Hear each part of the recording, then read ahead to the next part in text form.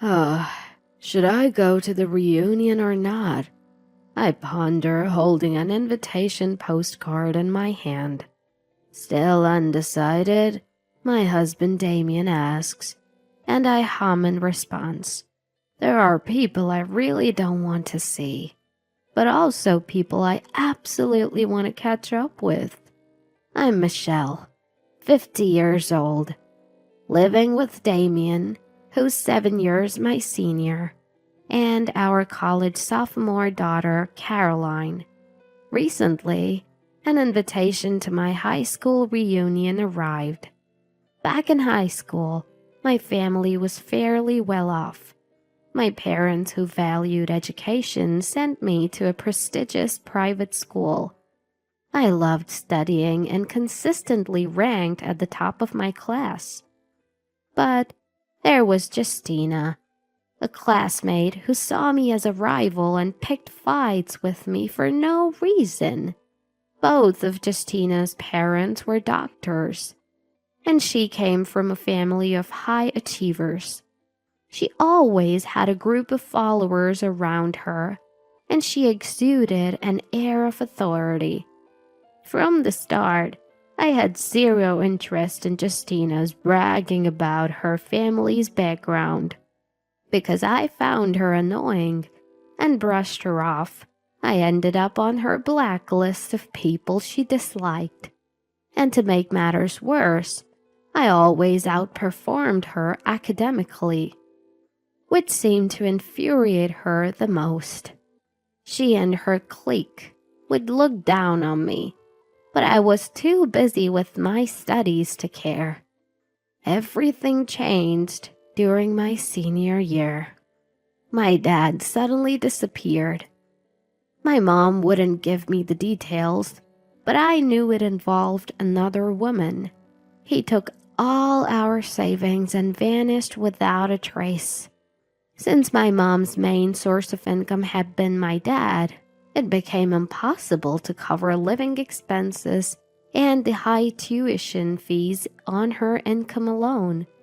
Somehow, Justina got wind of my situation and took the opportunity to taunt me. "Did your dad run off with another woman?" "That's none of your business." "Oh, but it is. We're classmates. I'm just worried." "Can you even afford to stay in school now? You must be too poor to focus on your studies." Her fake concern was transparent as she and her clique smirked and relished my discomfort. "Do you want me to ask my dad to help you out financially?" "I don't need your help. Leave me alone." Her words dug into my already fragile emotional state. I was angry at my dad and anxious about the future, and I couldn't focus on my studies, which had been my lifeline. My mom managed to keep us afloat by dipping into her savings. Despite searching everywhere, we never found my dad. Seeing my mom struggle, I decided to drop out of school just before summer break. I felt I couldn't burden her with my problems, so I never cried in front of her. "Miss Hannah, I've decided to leave school." I first shared my decision with Miss Hannah, who had been a great support since my life turned upside down. "I don't know what to do now. All I've ever done is study. It feels like all my hard work has been for nothing." For the first time, I broke down in tears. Miss Hannah comforted me, saying, "There's no such thing as a wasted experience in life. You can always turn into something positive. If you're ever struggling, come talk to me." Her support was invaluable to me at the time. The sense of security that I felt knowing that there was someone with whom I could whisper and cry was an irreplaceable emotional support for me at that time. Later, Miss Hannah moved abroad after getting married. We kept in touch through postcards and letters for a few years, but eventually lost contact due to our busy lives. Yet, I still think of her, and she remains an important person to me. Now it seems Miss Hannah will be attending the reunion during a visit back to the country. I could see Miss Hannah if I go to the reunion, but Justina might be there too. But the desire to see Miss Hannah won out, and I decided to attend. The day of the reunion arrived. The venue was a fancy restaurant. I arrived a bit late, and the reunion was already in full swing. Everyone was chatting with old classmates. Scanning the room, I noticed an elegant woman with beautiful gray hair at the center of the crowd. It was Miss Hannah. Just as I was contemplating whether to approach her, a voice I recognized and wished I hadn't rang out. "Well, well, if it isn't Michelle!" Darn it. Caught off guard, I turned to see Justina, still as flamboyant as ever, decked out in gaudy makeup and flashy jewelry. Playing coy? Oh, maybe dropping out made you forgetful. Justina approached me, her tone as condescending as ever. "Look, I didn't come here to see you. Excuse me." Feeling nauseated, I turned to leave, but she grabbed my arm and said, "Wait, it's been a while. Let's catch up." Reluctantly, I found myself seated at a corner table with her. "So, what have you been up to since you dropped out?" "I've been working part-time jobs." "How resilient. I would have been crushed. Maybe you were always destined to be poor." "What are you talking about?" "So where did you work?" "Various places. Restaurants, convenience stores. Eventually, I moved out into the apparel industry." "Wow, uncharted territory. And you, in fashion? Are you sure about your taste? I always shop at Brand D.O. My husband owns a luxury store, you know." I didn't even want to talk, but her forcefulness made me respond. Her entourage cheered her on. I didn't want to waste my precious time with Miss Hannah on this nonsense. Just as I was about to stand up and leave, she asked, "By the way, did you ever find your dad?" Her abrupt question made me freeze. No, I stopped looking. "Well, let me fill you in." "What?" "Your dad moved from place to place after running off. He tried to start anew in Anchorage, but the woman left him. Now he's living a lonely life." My head spun with this sudden information. "How do you know all this?" Justina smirked. "Because the woman he ran off with was set up by my dad. I asked him to ruin your family." I was stunned. "What are you saying?" My voice trembled. "I arranged for a woman to seduce your dad. I never thought he'd actually disappear, though." "Why would you do such a thing?" "Because you were an eyesore. You ruined my family and my life for that? Look, your dad chose to leave. If you're going to blame someone, blame him." I was speechless. Seeing my silence, a triumphant Justina continued. "But hey, I saw in the directory that you changed your last name. You got married, right? Good for you.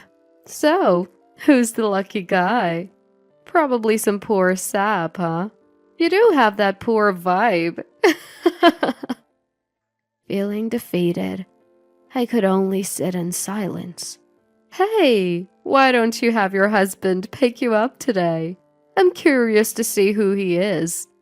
Unable to bear Justina's mocking laughter, I stood up and rushed out. I should just go home. That's what I was thinking as I headed from the exit when I heard, "Michelle!" I turned around to see Miss Hannah's warm smile. Miss Hannah! I found myself crying again in front of her. Miss Hannah and I sat on a bench outside and talked. I'm sorry for crying as soon as I saw you. Don't be. I'm just happy to see you.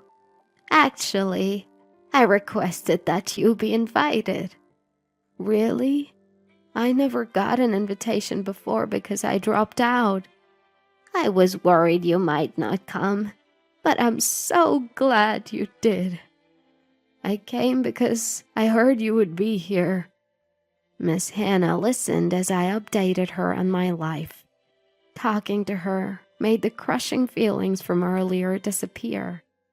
I thought about telling her what I'd heard from Justina, but I didn't want to ruin this wonderful time. I have to go soon. I'm sorry for taking up your precious time. Don't be. I was looking forward to this. Miss Hannah's smile gave me the same sense of comfort and strength as it always had.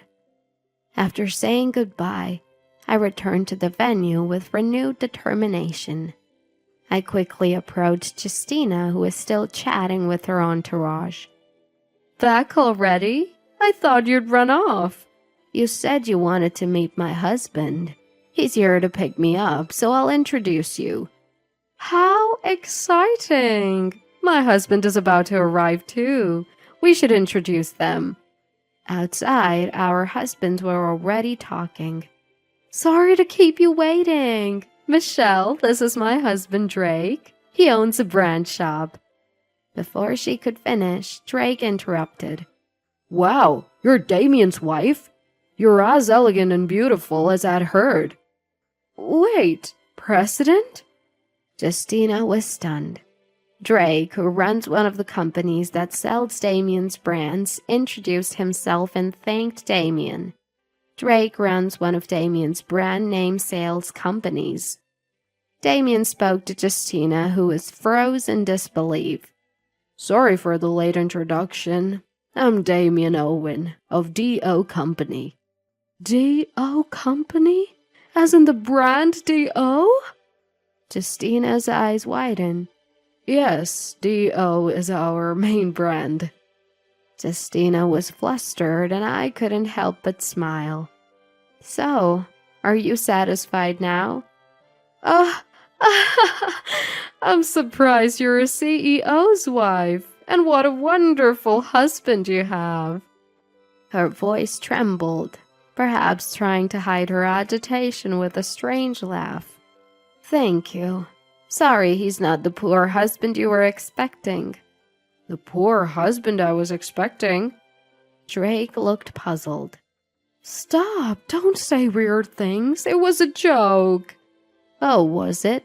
So when you said I smelled poor, that was a joke too? Stop, I said it was a joke. Justina's panic was anything but ordinary.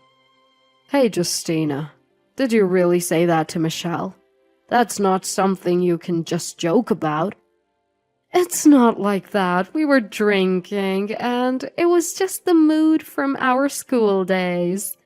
Justina tried to desperately smooth things over. So was it also just the mood when you sabotaged my family by setting my dad up with another woman? My cold voice froze the atmosphere. What did you just say? Even Drake's voice was trembling. I will pursue.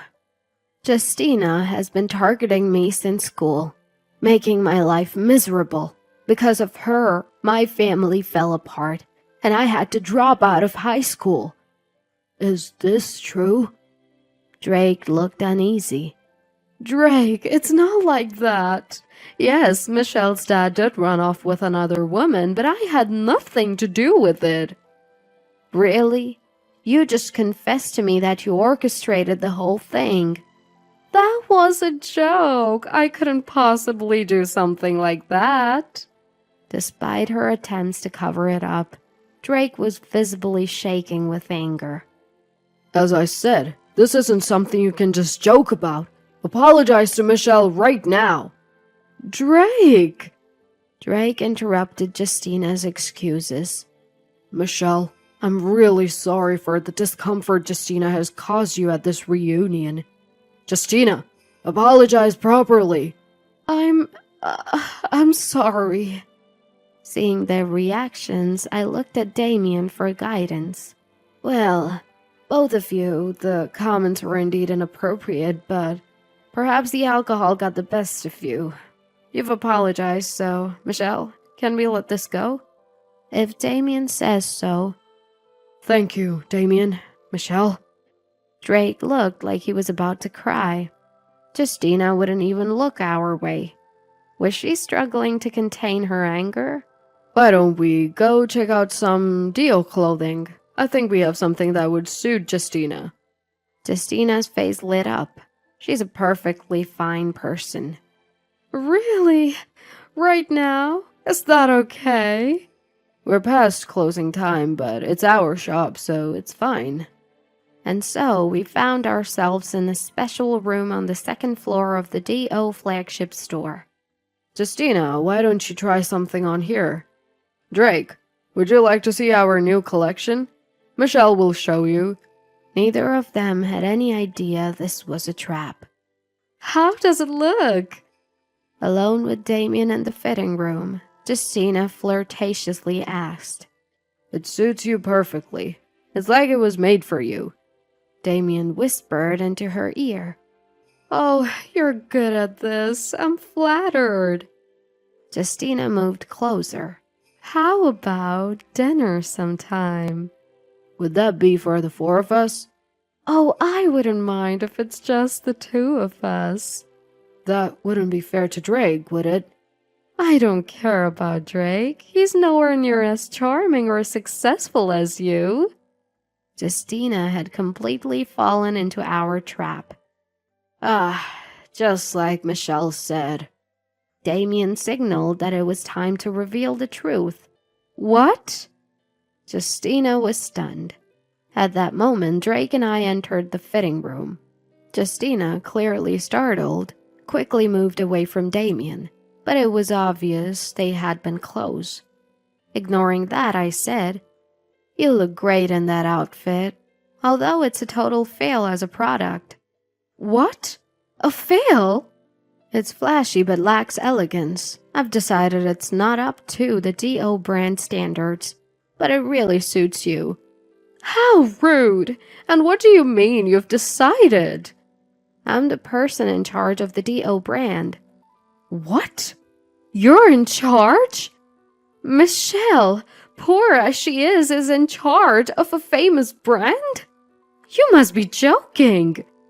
Justina was so shocked that she forgot who was around her and started yelling. That's when Drake shouted, The one who's lost it is you! Drake's yell echoed throughout the room. Drake! How dare you! Everything you did in school was true, and now you're brazenly trying to seduce Damien? What? What are you talking about? I approached the flustered Justina and showed her my phone screen. A call? Her eyes turned from dots to lines. Drake and I heard your entire conversation with Damien. Justina paled even more as I continued. I've heard about your bad behavior with men since high school, stealing other people's boyfriends and dumping them. Seeing you today, I knew you'd do the same. You tricked me! You said it was all settled and led me on. Justina seemed to want to say she was seduced by Damien. That's a misunderstanding. Isn't it natural to complain and entertain our guests? Damien calmly replied. Exactly. I clearly heard Justina trying to seduce Damien and insulting me. But setting this up as a trap isn't fair. Now's my chance for payback. Remember what you told me? Even if I started it, you're the one who took the bait. If you're going to blame someone, blame yourself.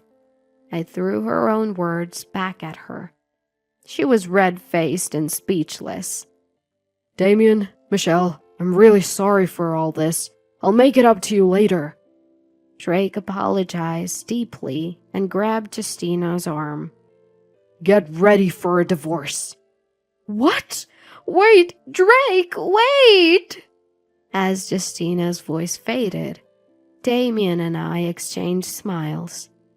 A few days later, Drake came over to apologize and fill me in on what happened next. Justina had apparently begged him not to divorce her, crying her eyes out, but it turned out she had multiple affairs, leading to the divorce being finalized. She even turned to their adult children for support, but they had known about her infidelity for a while and decided to cut ties with her. Desperate, she reached out to her family and siblings, only to be told that they didn't need a disgrace in their prestigious family, and she was turned away. She sought help from her circle of friends, but no one was willing to lend a hand now that she was broke. She's also being sued for infidelity, and her savings won't last long. As for what kind of impoverished life Justina will lead from now on, I couldn't care less. And as for us, Damien, we've got messages from Caroline. Oh, they came in? The messages were filled with updates and seemed cheerful. There were also lots of pictures attached. It's good to see her surrounded by nice people. Ah, Miss Hannah is in the pictures too. Our daughter Caroline is spending her college summer break doing a homestay in England. And guess what? She's staying at my old mentor Miss Hannah's house. This handsome young man is Miss Hannah's grandson and a classmate of Caroline's. They seem to get along. Damien seemed a bit uneasy as I happily shared this. I might have to make a business trip to England next week. Wait, isn't that abusing your position? It's for work. Then maybe I should set up an appointment with Miss Hannah to research everyday fashion in England. That's too specific. We both laughed. There's no such thing as a wasted experience in life. I remembered the words Miss Hannah once told me and realized that our current happiness exists because of our past struggles. No matter what happens in the future, we'll keep that in mind and keep moving forward.